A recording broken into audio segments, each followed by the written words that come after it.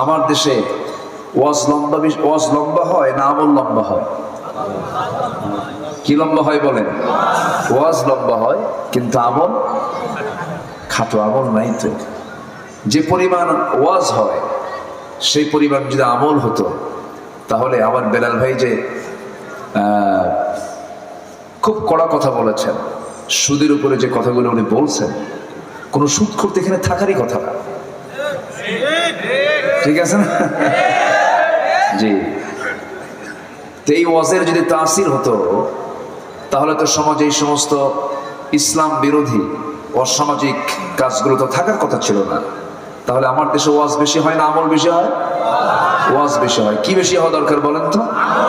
আমলটা বেশি হওয়া দরকার। আল্লাহ তাআলা আমলে বিশ্বাসী। আল্লাহ তাআলা শুধু কথায় বিশ্বাসী নয়, লিমা তাকুলুনা মা লা তাফআলুন। এজন্য আমরা কাজ করব, কথা বলবো যতটুকু, কাজ করব তার চাইতে বেশি। সম্মানিত ভাইরা, আমরা যে কালামকে নিয়ে বসেছি, এই কালাম তো কারো কালাম না। এই কালামটা কার? এটা কি এলোমেলো না সাজানো? বলেন, এলোমেলো না সাজানো? একদম সাজানো কিতাব এটা। আসমান যেমন সাজানো, সাবআ সামাওয়াত সাবআতু আবহুর, সাত সমুদ্র যেমন সাজানো, আকাশের নক্ষত্ররাজি যেমন সাজানো, আমার বডি যেমন সাজানো, আপনার বডি যেমন সাজানো গোছানো, কোথাও কোনো গ্যাপ নেই, তেমনই সে আল্লাহ তাআলা কোরআনটা যে দিয়েছেন, এটিকে অগোছালো দিয়েছেন না গোছালো দিয়েছেন? এলোমেলো না সাজানো? সাজানো কিতাব এটা দিয়েছেন। কিন্তু অনেকে আমরা বুঝতে চাই না। তবে আল্লাহ তাআলা যে সবকিছুর যে সাজানো নিখুঁত ভাবে, তার গাঁথনি, এটার সবচেয়ে একটা চোখের সামনে প্রমাণ হলো, এই দেখেন এখানে একটা সামিয়ানা বানিয়েছি, এখানে বিল্ডিং আছে, প্রত্যেকটার ছাদের কলাম আছে না নেই? আছে।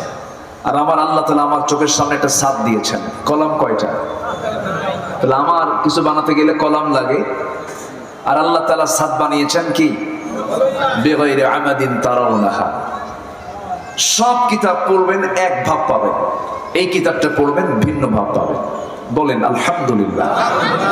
এবং এই আয়াত, এই কালামের এক একটা আয়াত যে আল্লাহ পাক সাজিয়েছেন, এটাও পরিকল্পিত এবং সাজানো গোছানো ভাবে, কোথাও কোনো এলোমেলো করা হয়নি। যেরকম অর্থের সাথে সঙ্গতি রেখেও আল্লাহ তাআলা আয়াত সেট করেছেন।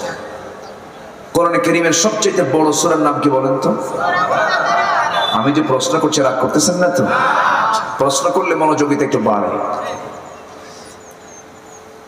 সূরাতুল বাকারা, আয়াত সংখ্যা 286।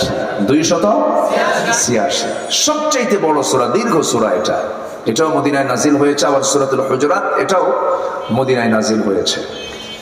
তো 286 অর্ধেক কত বলেন তো? 143। আমি যে প্রশ্ন করছি, আবার রাগ করতেছেন কিনা জানি না। হুজুর শুনতে আসলাম ওয়াজ, অঙ্ক শিখেন কেন? 143। তাহলে 143 হচ্ছে সূরা বাকারার মিডল আয়াত, মাঝখানের আয়াত। আল্লাহ তাআলা এই আয়াতে কি বলছেন দেখেন তো, কি অর্থ আছে আয়াতের। আল্লাহ রাব্বুল আলামিন বলেন, وَكَذَلِكَ جَعَلْنَاكُمْ أُمَّةً وَسَطًا لِتَكُونُوا شُهَدَاءَ عَلَى النَّاسِ وَيَكُونَ الرَّسُولُ عَلَيْكُمْ شَهِيدًا।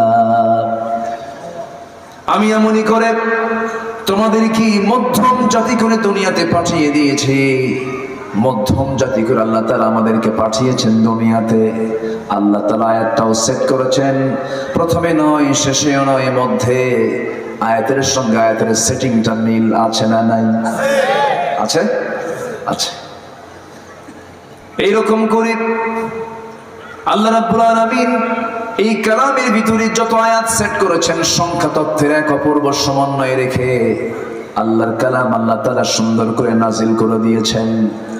সাইয়েদনা ইউসুফ স্বপ্নের মধ্যে দেখতে পাচ্ছেন, ইন্নী রাআইতু আহাদা আশারা কাওকাবান ওয়াশ-শামসা ওয়াল-কামারা রাআইতুহুম লি সাজিদিন। হে আমার পিতা, আমি স্বপ্নের মধ্যে দেখতে পেলাম 11টা নক্ষত্র, চন্দ্র সূর্য সব আমাকে সম্মানজনক সেজদা দিতেছে। আমার বন্ধুগণ, নক্ষত্রের সংখ্যা কয়টা? 11টা। ইন্নী রাআইতু 11 কাওকাবা। এই বাক্য লিখতে 11টা নক্তা লাগে এবং আল্লাহ তাআলা নক্ষত্রের সংখ্যাও দিয়েছেন 11টা। জোরে বলি সুবহানাল্লাহ। এরকম করে আল্লাহ তাআলা কিতাবটাকে সাজিয়ে গুছিয়ে নাজিল করেছেন আমাদের জীবনকে এলোমেলো রাখার জন্য না সাজানোর জন্য? কোরআন নিয়ে আমি সাজবো, আমি পরিচ্ছন্ন থাকবো। কোরআন দিয়ে আমি সাজাবো না, আমি এলোমেলো হয়ে যাব। এটাই স্বাভাবিক। কোরআন দিয়েছেন আমাকে আপনাকে জীবনটাকে ঢেলে সাজানোর জন্য, গোছানোর জন্য। সম্মানিত ভাইয়েরা,